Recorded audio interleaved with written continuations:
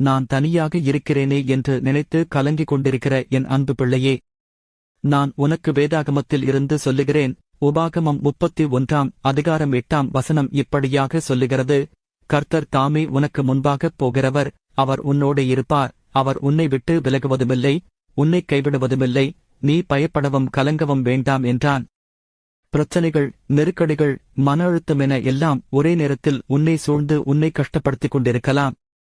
ஆனால் உன் கர்த்தராகிய நான் உன் முன்னே நடக்கிறேன். நீ சந்திக்க வேண்டிய பாதையை நான் ஏற்கனவே அறிந்துதான் நான் உனக்கு முன்பாக போகிறேன்.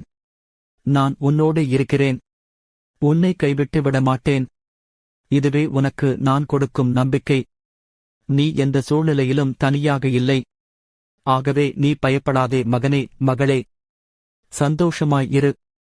நான் உன்னை விட்டுவிட மாட்டேன். நானே உன் துணையாய் இருப்பேன் என்று நான் உனக்கு வாக்கு கொடுக்கிறேன்.